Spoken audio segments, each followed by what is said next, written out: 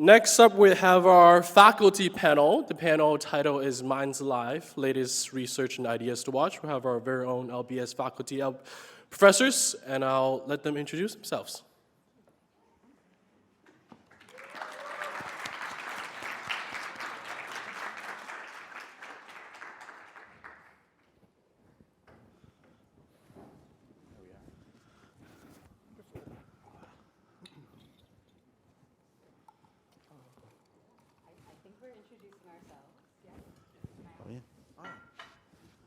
Please go ahead. Hello, everyone. Welcome to London Business School, if you haven't been here before, and welcome back to all of our students. My name is Anita Ruffin. I'm an associate professor of organizational behavior here at London Business School. I go by she, her pronouns. And in my research life, which you're going to hear about during this panel, I'm not on. I'm just loud. Okay, I'll do the quick version of that. My name is Anita Ruffin. I'm an associate professor of organizational behavior. My pronouns are she, her. And you're going to hear about my research in just a few minutes, so I won't say too much about it. But my scholarship is all focused on understanding and improving diversity in the workplace, with kind of two focuses. One on how do we confront overt expressions of bias against racial minorities, women, LGBTQ plus individuals, and members of other minoritized communities. So how do we deal with like those worst moments on the one hand? And then on the other hand, my research tries to study how to equalize and improve sense of belonging for members of underrepresented, stigmatized, and minoritized populations in organizations. All right, is mine on? Okay, cool. I'm Randall Peterson. I'm a professor in the organizational behavior group here. I study senior teams, so top management teams and boards. So I'll talk about the LGBTQ plus angle on those when we get to research.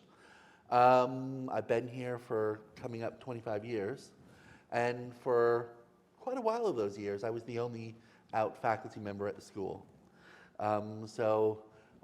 My experience has been quite varied, and maybe we might end up talking a little bit about some of that as well. Wonderful. So thank you, Randall. Thank you, Anita. Good morning, everyone. It's great to be here with you. So I'm Yanis. I've been at the London Business School for about 13 years now. I'm not going to bore you with my own research because I'm here as the glorified timekeeper, also known as the moderator of this panel. So I'm here to interrogate my esteemed colleagues who have actually done research and deeply understand the issues that we'll be talking about today. Should you be interested to know, I'm actually doing research in sustainability and corporate social responsibility, which is, of course, related to these issues. Now, as you have heard from their backgrounds, we have a lot to discuss today and not a lot of time. So I would like to focus on a couple of key topics pertaining to research on these issues, but also on personal experiences. And we would like to allow about 15 or so minutes at the end for your own questions, including those that are at home and watching us on Zoom. So as we go along and as we discuss, please make sure that take a note of your questions. We would love to have them all at the end and address them. So with that, the title of our panel, Minds Alive, Latest Research and Ideas to Watch. Quite a broad title, you say. So Anita, what is the latest research and the ideas to watch, as opposed to those? Yeah, no, never mind. So I will not be modest at all, and I'll tell you about my own research. Thank you. So companies today spend a disproportionate amount of time relative to the past talking about diversity, talking about how they care about diversity, talking about how they value diversity, and explaining why. And so in some of my most recent research, I wanted to understand the impact of companies' justifications for why they support, value, care about, or recruiting around diversity. And so I did two things, and this was research led by my former PhD student, Oriane Georgiac, who's now an assistant professor at Yale School of Management. We first analyzed all of the diversity rhetoric that we could find on the Fortune 500 companies' websites. That means we went to their diversity pages, we went to their career pages, we went to their main website pages, and looked at everything we could find where they talked about diversity. And we found something that will not feel surprising to you. We found that the vast majority of those companies talk about valuing diversity because, justifying that value, valuing diversity because of the business benefit that it yields. And there are good reasons for that argument. There is some data, mixed data, and we can talk more about that, but there is some data behind that argument. What I was interested in is not only what they say, though. Oriana and I were interested in understanding what are the consequences of that for members of different underrepresented groups. What does it feel like when you, as someone who is going through a recruitment process, is being told, we care about people from your background, we care about trans people, we care about gay people, we care about lesbian people, we care about people all across the gender spectrum, because you're gonna give us better ideas. You're gonna make us more creative, you're gonna help us access new markets, you're gonna make the team work more effectively together, et cetera, et cetera. All of these kind of business benefits that purportedly arise from diversity.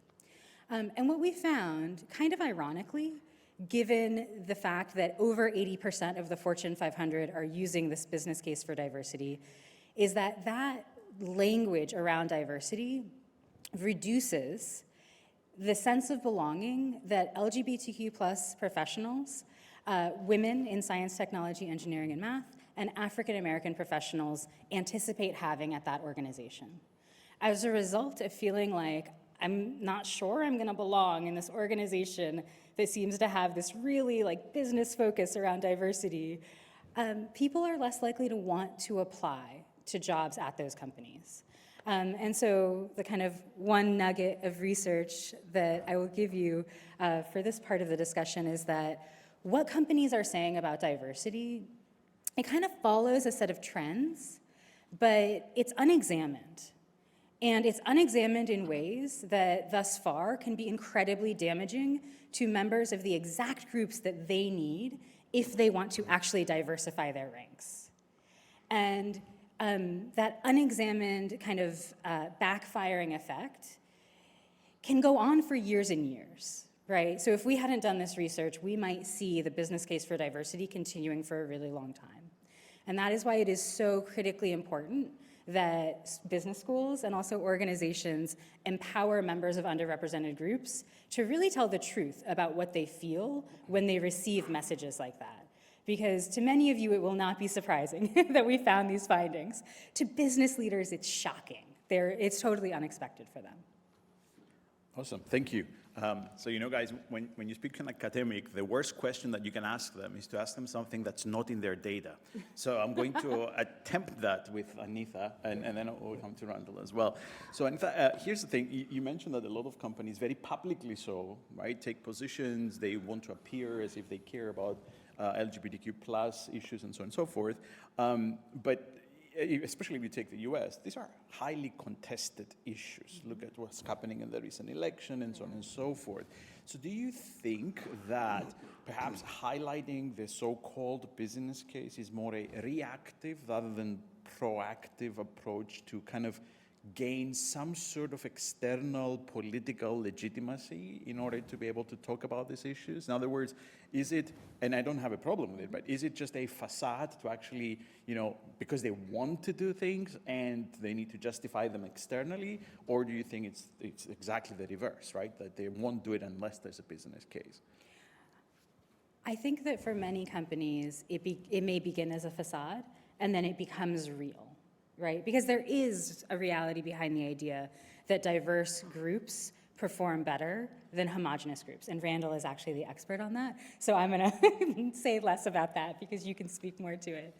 But there is some reality there. There is some reality to the idea that as organizations diversify, people in general feel a sense of inclusion within the organization to a greater degree, right? When we walk into an organization and everyone has a very similar background, if we don't fit that background perfectly, and often we don't, whether that is revealed or whether that is concealed, it feels less inclusive. So I think that it may have started as a facade. Some companies may have actually bought into that idea. What I will say, though, is that whether it is a facade or whether it is kind of a truth that people can really feel, it has negative consequences. And that's what we should care about the most.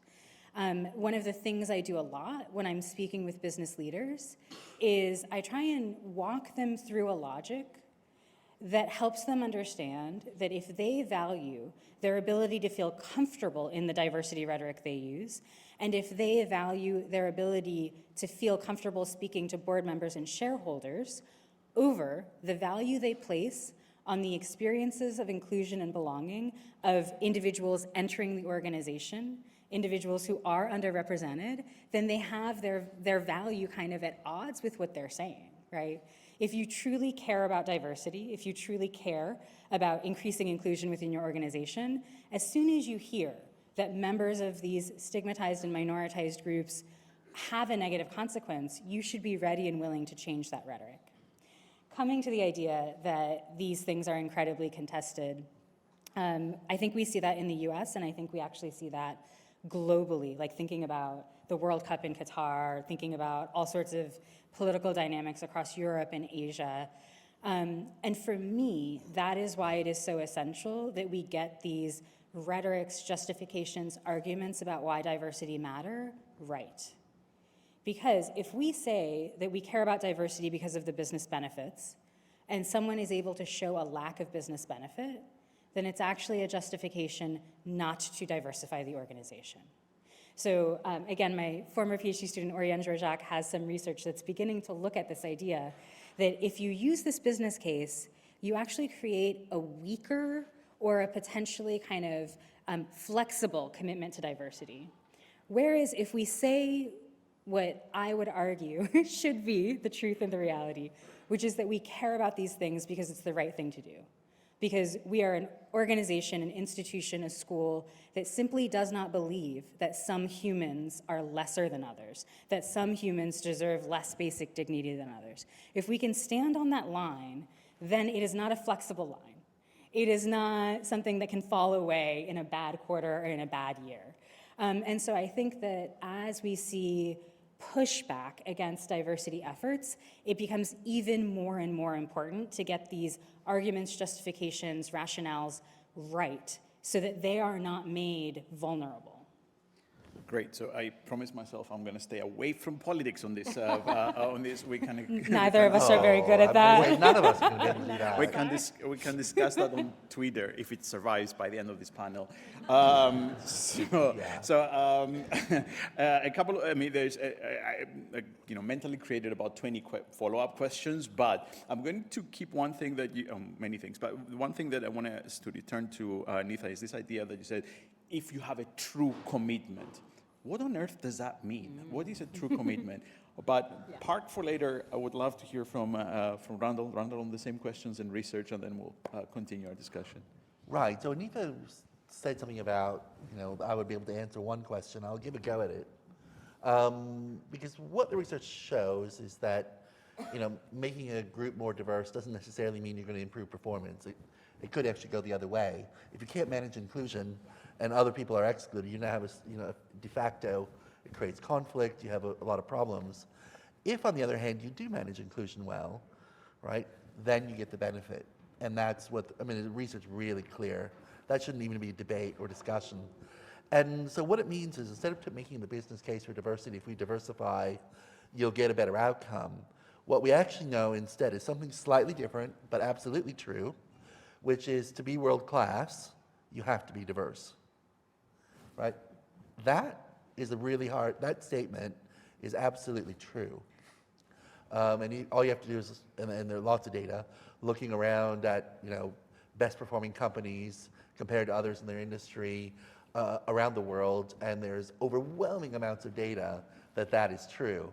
But that does not guarantee that as you diversify, you'll get a better outcome. And I think that's the part that your research highlights really clearly. People made that logical jump, and that logical jump creates all kinds of problems. And I think that's what we got to get our story straight. And there are very few companies out there making the argument that really does stand up to the test of the data. Too many using the easy argument. And the way I always teach it in class is always, I'll pick the 3 women in the front row and say, great, we're so glad you're here. Now, show us the money. Right? Why not? I'm told if I have more women, I'm going to get, right? It's like, so imagine any of us, right, being put under that lens, we're not going to do our best work. And people kind of help to kind of get it at that point. But I mean, that's the way I would address that question.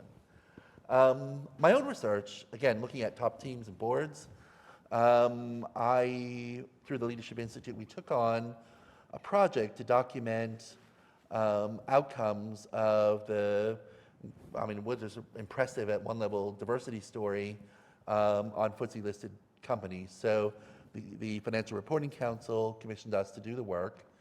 And we looked at over the last 20 years, how have the boards changed? They have become more diverse, particularly in gender. And what is the impact of more women on boards? And as long as we were doing that, I wanted to find out about all kinds of other stuff too. And so one of the things I've been doing in my own work over the last decade is every time we have one of those surveys, because there's a lot of political conversation about women and representation of women on boards, asking about other groups. And there's a lot of attention for gender, some for race or ethnicity. And then you get into things like functional and neurodiversity, right? And then at the bottom of the list, absolute last in every survey I've looked at is LGBTQ+.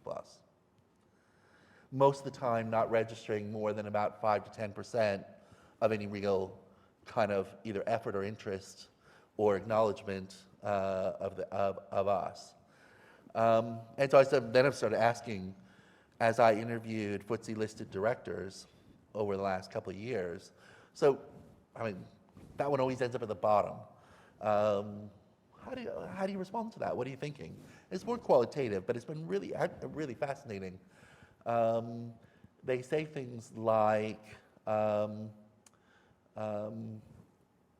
of two things. One of which tends to be kind of, it's not clear to me what LGBTQ plus people would bring anyway. So it's not clear to me why we should make any kind of effort, right? Which is a kind of direct, kind of homophobic response, really. And then they may say, well, look, there's a lot of in the closet, particularly gay men, and I'm sure they bring that perspective. Okay. None of these answers are very, the ones who are really committed to diversity, they very quickly get it and don't know what to say. They literally are kind of like, so it's been interesting, just from that perspective to learn more about that. What I will say about some of the other diversity things that we've been learning, so the number of women on boards in the UK went from 4% now to 38% over the last 20 years. So it's a real change there, and that's part of what they wanted, and we see some changes in boards as a result. But what we noticed was that the representation of lower socioeconomic status drops down. So what we see is taking low SES men off of the board, putting high SES women on the board.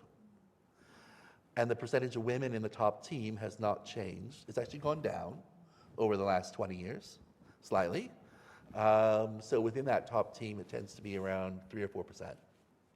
So it's not women entering the boardroom through traditional kind of become a CFO or a CEO and go onto a board.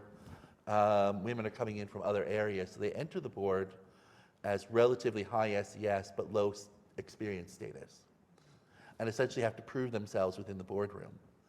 And as I say, other groups, and there's been a lot of emphasis on race and ethnicity, and the goal set out 5 years ago for boards in the UK was that all boards would have at least one non-white member by last year.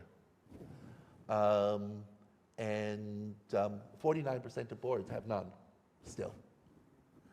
So, and if we can't manage that, given the priority, and it's kind of a depressing story, really.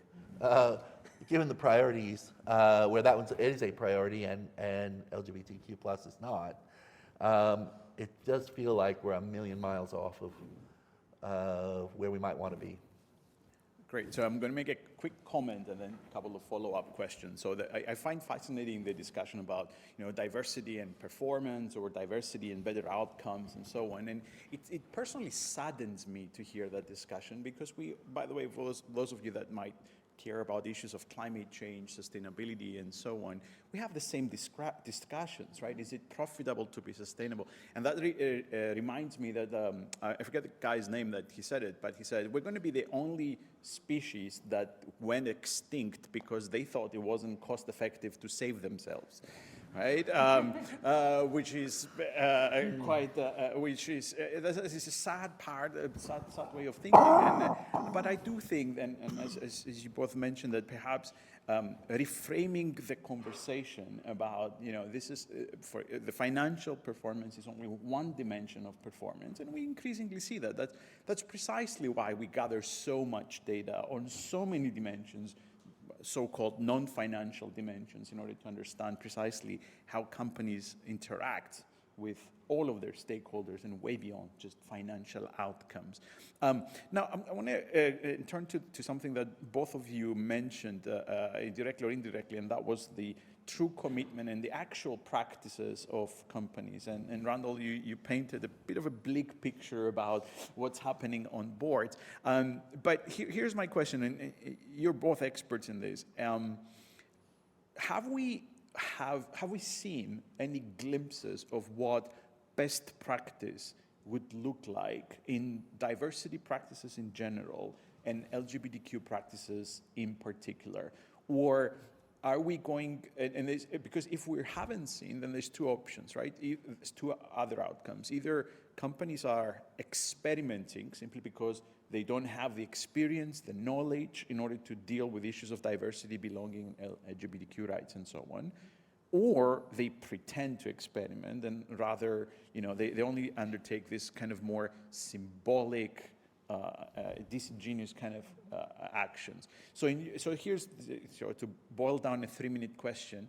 Have we seen even just bright examples of what best practice could look like, or at least good examples of real experimentation in order to get at what does a true commitment to diversity look like?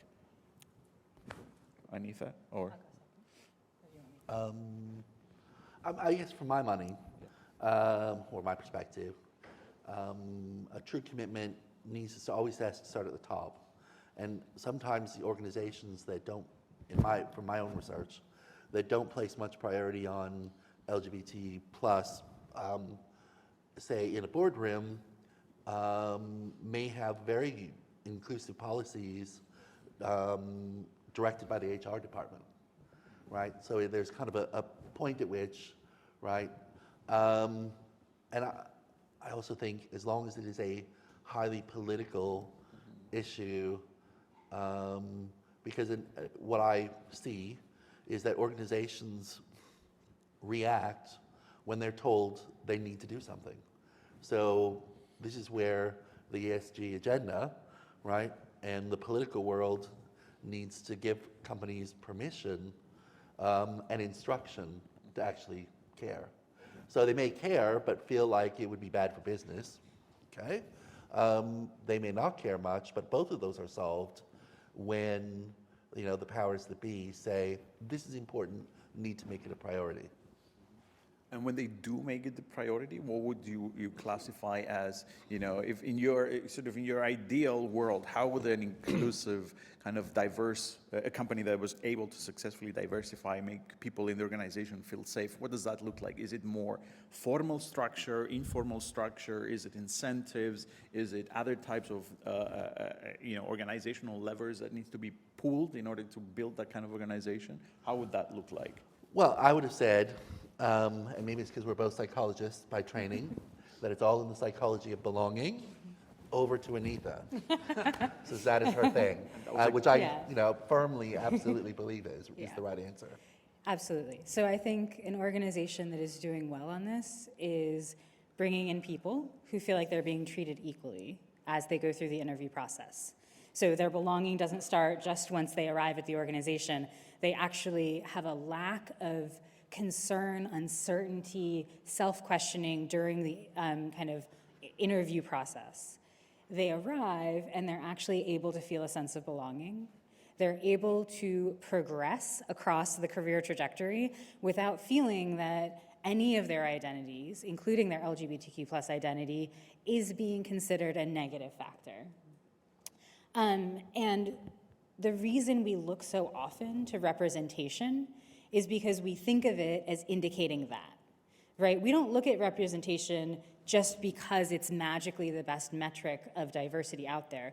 We look at representation because it's clear, observable, and because if someone from an underrepresented minoritized group was able to make it into the absolute top leadership, into the board, then two things. One, the systems must not be completely confounded with discrimination and bias. And two, those individuals being in positions of power do tend to kind of even indirectly produce HR policies, produce organizational policies that feel more inclusive and supportive to members of their groups. So when women make it into top leadership, organizations often see within a couple of years HR policies having better maternity policy, for example, and thinking about a gendered policy.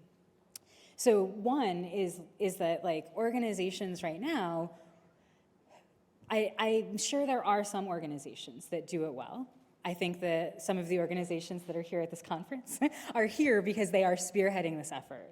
But I think it is very, very hard to really look out there at the landscape of organizations and say, across an industry, all of these organizations are doing each one of those components well. Because there's one thing that I haven't mentioned yet that is absolutely essential to any company being able to claim that it is doing this effectively. And that is, it needs to populate itself with majority group members. So for example, I am a straight woman, right? It needs to populate itself with majority group members who not only claim to have positive values around that stigmatized minoritized identity, but who are ready to back up those values with time, effort, humility, a growth mindset, and action, who are willing to step up and speak up when people are making heteronormative assumptions, when people are kind of casting masculinity and leadership penalties, for example, on gay men, for people who are willing to stand up and actually say, like, we are not going to be the place that we have been. We are going to actually take that ownership on ourselves. Because if the majority group members just remain who they are, and minoritized groups come into the organization, support each other, encourage each other, push each other forward, what you actually have is a really siloed experience. As you advance into top leadership, entering the domains that Randall is an expert in, you're gonna have fewer of those individuals there, and they're gonna start hitting bias that they did not encounter before. And that's what I find in a lot of my studies on belonging. So for a leader who is identity typical of their industry, they feel more and more belonging every single promotion that they get. As soon as you start looking at different intersections of identity, whether that be gender and race, whether that be race and LGBTQ+, whether that be gender identity and LGBTQ+, that positive belonging path that tends to, this positive trajectory for leaders, it just starts to weaken and weaken. Because as those leaders get into higher ranks, they're encountering the overt bias that Randall talked about. And it should not be on them to speak up about it, right? It should not be on them to have to carry those burdens. It should be on, us, right? It should be on straight people to say, this is not the kind of organization we are gonna be. And that is why I tie it back to those values. Because for straight people to really believe and act on those values, they need to get it into their heads that it is us who are the problem. It is the heteronormative beliefs, the homophobia that we were raised with. And even if we have good intentions, even if we want to do the right thing, if we are not standing up and acting on that, we are not kind of living those values. Yeah, in the same way that people identify with those very senior leaders or identify the organization in that way. And so there's a kind of, there's a point at which it's totally okay to have LGBTQ plus colleagues, right? It's not totally okay to have an LGBTQ plus CEO, right? Because that makes us the gay company, right? And, there's some companies that have done that. But that's a really brave and unusual act. So part of it at those very senior levels is really, what does that say about us as an organization? And the worry that if I'm a straight white guy, I'm suddenly working in the gay organization, this is somehow threatening to my identity. And you literally can see that in the data. Great. So I have one more follow-up question, and then I want to turn it a little bit to business schools. So both of you mentioned a lot of amazing attributes that one can look at in order to really understand what is the culture, what is the psychology of the organization. But my follow-up question is a bit more practical, right? You have a lot of MBA students in the audience as well, and they say, I want to work for such an organization. But there's a lot of noise out there because increasingly so, many companies want to appear as if they meet the attributes you just said, but they don't actually. So in a more sort of practical sense, what should we, as an MBA student or someone who is on the labor market and wants to find these organizations, what should we be looking out for? Perhaps what sort of questions should we be asking as part of the recruitment process? And at the end of the day, there's also the investment side, right? If we want to channel capital into companies that in general are more responsible and in particular more sustainable or more inclusive, we need to find good enough measures to capture whether a company is reflecting what you just described. So is it visible? What should we be asking, and can we measure it? Absolutely. I recommend to anyone who is going through a recruitment process that you do what you need to do during the early part of that, right? So I'm not going to be unrealistic and say you should ask probing questions about diversity during the interview process, because there is research to show that that can yield backlash. And if you want to work for that company, if that is in line with your business goals, I do not think that people who care about diversity should let go of their career goals solely to make a point, let's say. However, once you have that offer, here is where I think you should go. Especially if you have more than one offer, then you have power. I also teach negotiations, so think about it from a negotiations point of view, right? Once you have offers, I recommend that LGBTQ plus individuals ask their interviewers, ask whoever they're interacting with in the company, what is the experience like for members of my community, and how do you know? Next step, if you get through that question, what are you doing on it? Like, how are you contributing to a positive environment in this organization around that identity? Because a lot of people who represent organizations, a lot of leaders are going to say, here's what we're doing. And what they really mean is, here's what other people are doing. I think we all know the advice to speak to in-group members in the organization and find out what it's really like, and that is absolutely good advice, right? It's that question of what are the stories people tell about working here that is so indicative and evocative of organizational culture. The other thing that I recommend that people do is to kind of acknowledge progress, acknowledge the good work that organizations are doing, and then ask them what's next. Because a lot of organizations feel a certain level of comfort in having this party line of good things they do. They have pride events, they have sessions during LGBTQ plus Pride Month, et cetera, et cetera. But every time progress is made, number one, that progress is going to be uneven across the different constituent groups, even of the LGBTQ plus spectrum. And number two, it is really easy for organizations and leaders to say, we have made one step of progress, good on us. And what we want them to do is say, we have made one step of progress, good on us and now, right? So you have to kind of push organizations to maintain this kind of sustained momentum rather than to kind of rest on their laurels of everything being okay. So when they tell you about what they've done, and I hope it is good, I hope it impresses you, I hope it makes you feel like you're going to belong in that organization, then ask them what's next.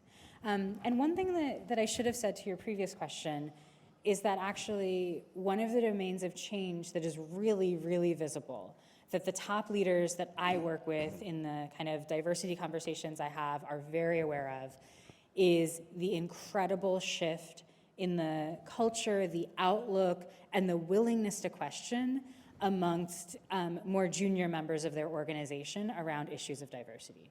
So top leaders are increasingly realizing they need to have good, real answers on these topics. And when you ask those questions, you just prove it to them again, that they need to keep going. So those are my tips. That's exactly what I was going to say. The one other thing I would add is if you're going into consulting, ask if they're going to send you to a part of the world where it's illegal and what happens. Because you may not be able to get promoted if you're not willing to, be able to travel anywhere. And how does a company manage that? And that's a question that somebody in the community is going to be able to answer, and whether that might hold you back. Otherwise, 100%. Great. So thanks for those practical tips. I want to switch gears a little bit because a couple of minutes ago we were talking about attributes of best practice and so on, and all of us have been for some time in this profession that we call academia or business schools, and clearly we may have had different experiences. So I came out when I was an undergrad. I was out during my PhD. I was out when I joined LBS in 2009. But my personal experience is that this was not an issue. Perhaps it was, but I just didn't realize it. So in any way. So if I were to ask all of us sort of to reflect on the state of not only academia, but business schools more specifically, right? Because perhaps compared to other schools, business schools might have traditionally been more conservative on issues of diversity and LGBTQ. So what grade would you give us in general about how well we're doing? Randall, before you mentioned, if you are if you are LGBTQ and your CEO is gay, then suddenly you might be perceived as the gay company. So here's a specific question. Is it time for a gay dean of a business school? He's Yes. asking me that. And it should be Randall.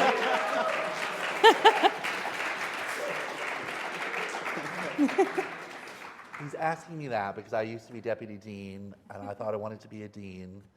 And the dean selection process is a 3-stage one. You talk to a recruiter, then you meet some of the people at a site away from the campus, and then you actually go to the campus and meet everybody. And repeatedly, I would get to that 3rd stage, and they ask you these questions about, is there anything anybody could have any issues with you with? And if you don't declare it now, it's grounds for immediate termination when it comes out. So I've been out my whole life anyway, and I have a husband who's going to come with me, so I always just say right there, that's what it is. And the recruiters, always say, no, it's no problem, whatever. But when I get to that stage, I can't. In fact, I was even coming into that stage, I've been told repeatedly, that job is yours. Decide if you and your husband are willing to take it, because the other candidate is a seriously second-rate candidate compared to you. In fact, the first dean's job I got to that stage with, the other person was somebody who reported to me here at London Business School. And you know what? When I came out, he got the job. And that's happened to me at least a dozen times. So, the idea of being a dean is kind of over for me. The recruiter then said, no, it can't possibly be. They always say they have LGBTQ plus friendly policies, etc. There's been exactly one dean of a significant business school, and he said, well, would you like to speak to him? I'm like, hell yeah. Pick up the phone, and the guy was amazing with me. And he just said, yeah. He said, I don't think you'll probably get a dean's job because everything you're experiencing is what I experienced, trying to either move after I finished here or become a provost somewhere else. And I said, well, but you got the jobs. Like, how did you, what happened? Maybe I could. And he said, yeah, problem is the provost of my university at the time was a French socialist and was making a political point. I said, there aren't many French socialists running, as provosts for major universities. And so unfortunately, I think it's probably going to be really, really, really hard. I've been turned down because my hair was too long, officially. I've been turned down because I'm too European for an American business school. I've been turned down. That's a good thing. Oh, okay. Yeah. It's all the same stuff that women were subjected to for 25 years before it finally started to break open. And now there are lots of women dean. It will happen, I believe. It's just not happening yet. If I can ask a very quick, Anita, if you allow me. I find it, there's a double fascination here. So the first one is that whenever you mentioned a dean, right, and even the other person that is a dean, it's always a male gay dean. So, I wonder if it's even within the realm of the possible to go into other LGBTQ categories and talk about the dean, which is interesting enough itself. The other one, and feel free to park this question, is more personal curiosity, Randall. When you say they, I'm just trying to understand here, is it an issue with us, as in the faculty, or is it with other stakeholders of business schools? Because as we know, in business schools there's a lot of externals that might be serving on the respective board of governors or governing bodies.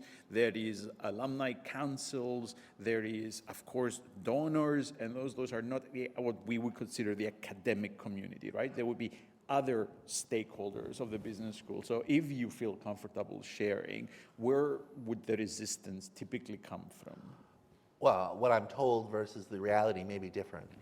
Yeah. So what I'm told is our donors, long-term, senior, older business guys, they're unlikely to be able to be supportive, of a gay dean. And so we don't think you can raise any money. Wow. That's what I'm told. That's why I became the vice president on the school's first big campaign. Because I want to show them I can do this. And I did. I raised lots and lots of money. And worked with alums who were angry at the school, brought them around, and continued to be involved with the school to this day. I hit every target and then some. So I thought that would make it go away. It didn't. But you did cut your hair too. I did cut my hair. So it wasn't the long hair. It wasn't as long as it eliminated used to be, that yeah. part. You see the other photo with the longer hair, right? So Well, at least you have the hair to let them grow. So some Exactly. of us don't. Here we go. Anita, go ahead. Sorry. Yeah, first I just want to mark what a loss to the business school world this kind of process is, right? This is not like a personal career loss for you. You have a great career. You've done a million things since then, right? But the consequences of this kind of discrimination, and it's not just individualized one-to-one discrimination alone, it's that plus it is institutionalized discrimination, means that these schools lose out on so many incredible potential opportunities that you would have led. And so I think that one of the things that I think about when you tell the story is, one, just how real the discrimination is, but it's two, how kind of myopic the people who are giving these explanations to you are, in not realizing that the discomfort of a few would be overcome by the incredible achievements that you would be able to lead. Right, it's the most classic version of discrimination out there. We actually don't care what you can deliver on the business side. We don't care if that business case would be true because some people would be uncomfortable. And that's why I continue to put it on straight people and allies as the people who need to fix the problem. The other thing I just wanted to supplement and add to what Randall said is that what you experienced at the dean level, in my view, exists at every single level of academia. And so if you are thinking about your own business school, and Randall said, you were the only out member of our faculty for quite a long time, you could think about your business school and ask yourself, why don't you have more out faculty? Number one, it's because of these kinds of patterns of discrimination that exist across levels. And number two, it's because right now there is not a culture of collecting data on LGBTQ plus identity for people who would be the pipeline into academia, and many deans are former academics, so then into the pipeline into academia. So the level at which you have to start attacking these problems is both. You have to attack it from the top and address those biases, but you also have to say, this is an identity that we can talk about. Like, it's okay. And it's not just okay, it's actually good and valuable. And it's valuable to us as an industry, the business school world, for us to know what our pipelines look like and whether we are even achieving equity on that pipeline, which I'm sure is not strong enough.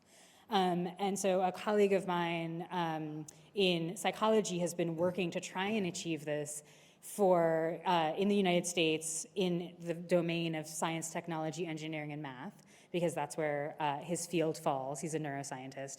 But we need, as a business school world, to come together and say, all of our schools are gonna start doing this with our PhD programs, with our faculty hiring, because we need to even know whether we have made a start or whether we are at zero because of the discrimination that you have described.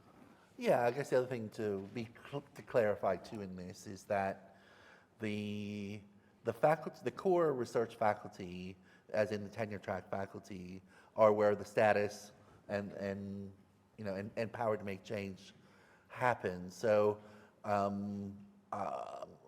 it's not at all like I was the only gay person working here. There are quite a number of staff and great people who are supportive in the ways they could be. But when you're up for promotion in those meetings, when it's just the core tenure track faculty, that's the moment where these things happen. So you should ask yourself about how many gay faculty there are, but make sure it's not just your adjunct faculty either, because they will be there. They may have, and we've had some here, two really great ones here, again, who can be really helpful around things like teaching, but when you are truly on your own in front of the promotion panel, you really feel it. Great. So as you can imagine, time is vicious when you have two people like you on the panel. And I'm realizing that we have eaten up a lot of the time, and I would like to give the opportunity to people in the audience and also people at home to ask questions.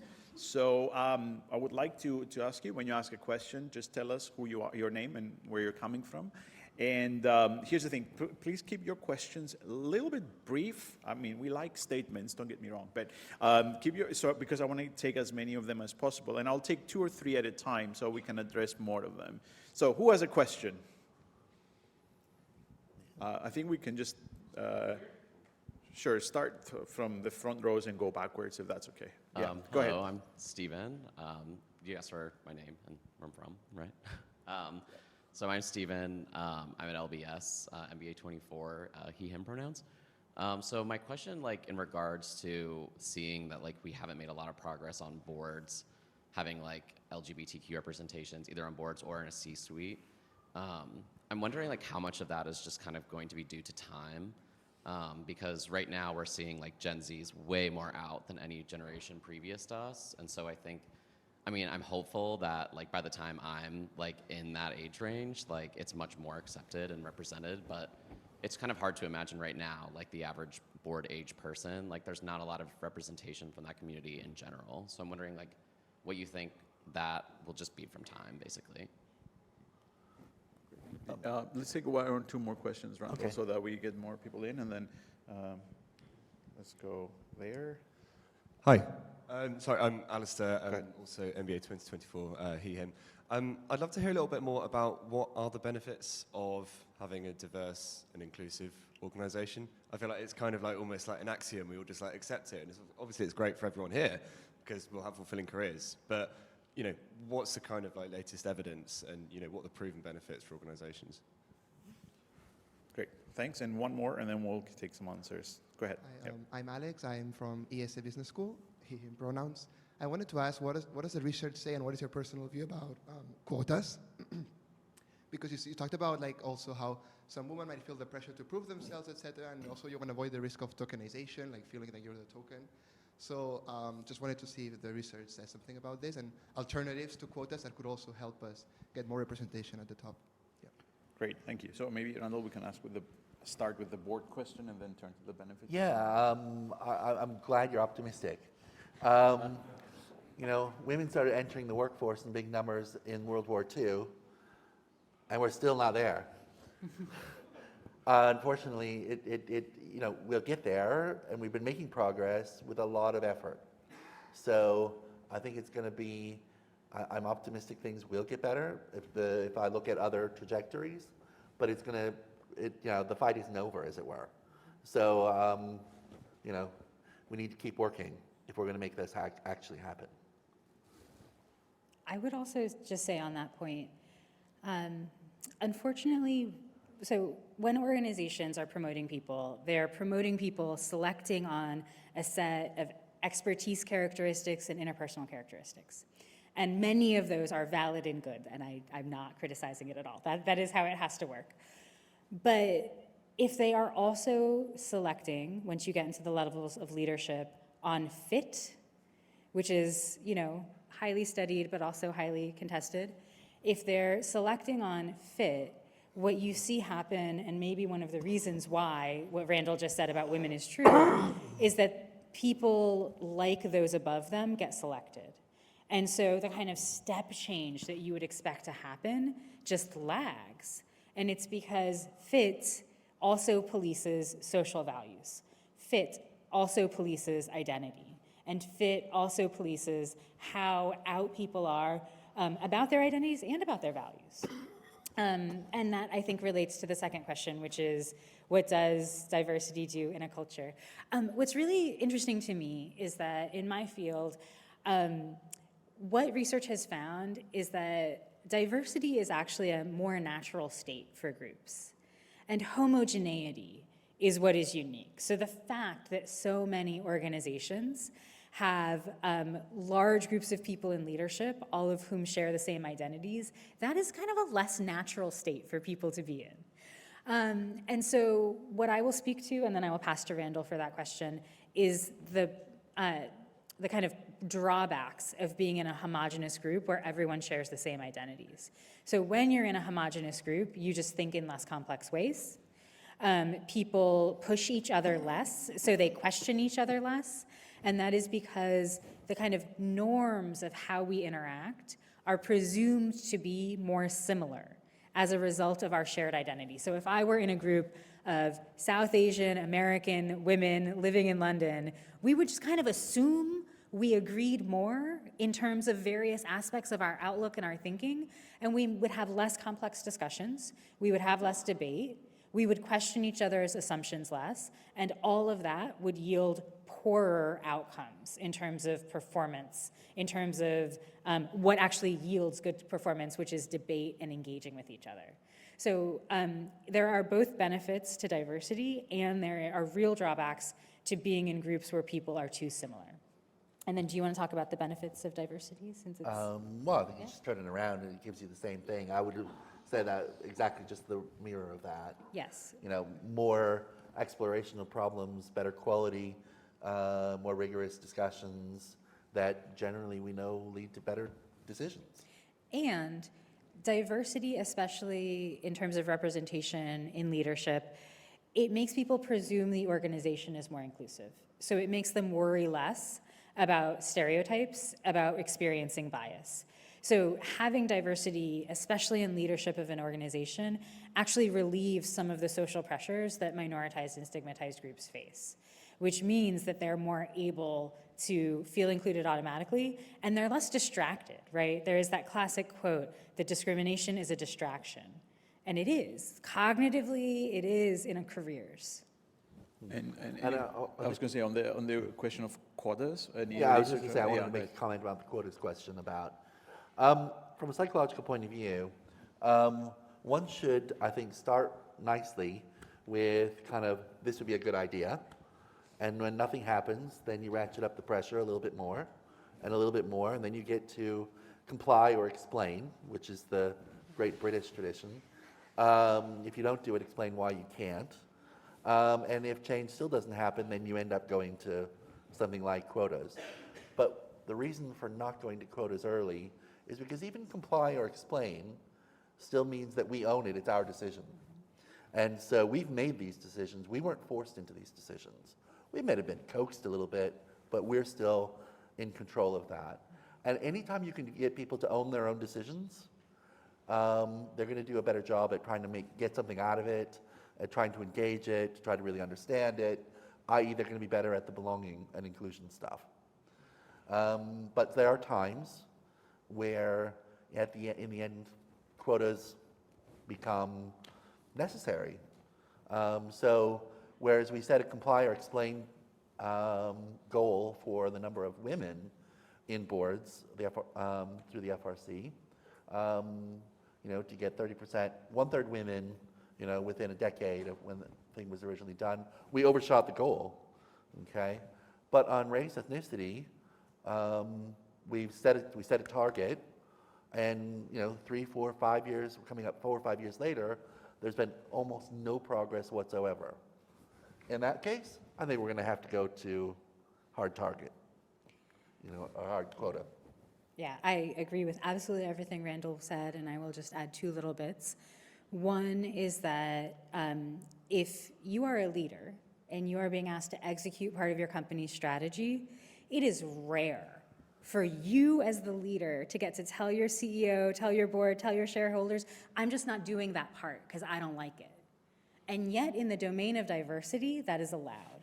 So if you're, everything Randall said is exactly right, but before you get to that comply and explain point, why are you not holding your leaders to the same standard you would hold them to for any other aspect of their leadership when it comes to diversity? Why are you letting them underdeliver? And why are you seeing them as effective, high quality leaders if they cannot deliver? Like, I talk to a lot of companies about inclusion and inclusive leadership, and my outlook is if you have a leader who is non-inclusive, that's not a choice that they should have the latitude to make. And if they're non-inclusive, they're having a negative impact. What could their business acumen possibly be for that to be worth it to you? So I think part of the outlook that needs to shift as you go through this process that Randall has described is on the side of business leaders to say, like, this is real now. Like, it's not just talk.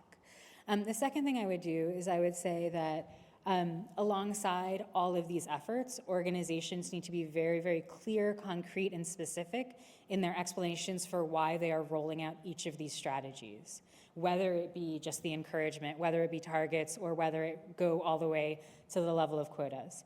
Because what we see happen is that even just encouragement, much less targets, much less quotas, that creates a presumption in the minds of people who hold a lot of biases that those people just don't have to work as hard, right? Like in my elective, we've had a discussion about people being told, oh, you don't even need to try in your recruitment interviews, just tell them you're gay and you'll get the job. And that is the opposite of every data point that is out there. So the things you have to think, the gymnastics you have to go through psychologically to believe that are phenomenal.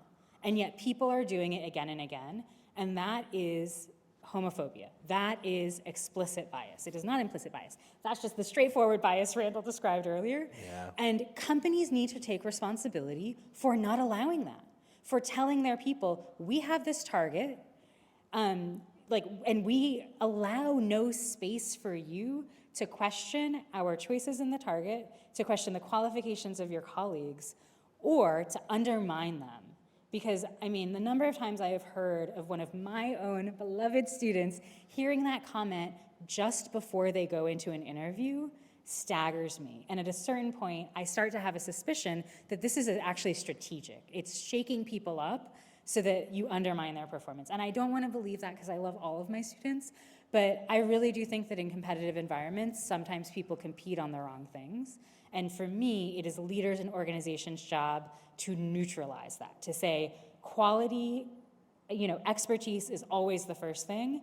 And within that, there are plenty of LGBTQ plus people who have the quality, who have the expertise, and we are going and finding them because our organization has a history of exclusion, of discrimination, of bias, or of overlooking this community who belongs here. That's what I want to see. Great, thank you. So I'm looking at the clock and I realized that we ran out of time 7 minutes ago. Actually, on behalf of the three of us, let me thank Julia, Cam, and the whole EUROUT team for having us as part of this conference, and in fact, as part of this, what is becoming an institution at LBS. So I'm very proud of you guys for putting this together year in and year out with such huge success.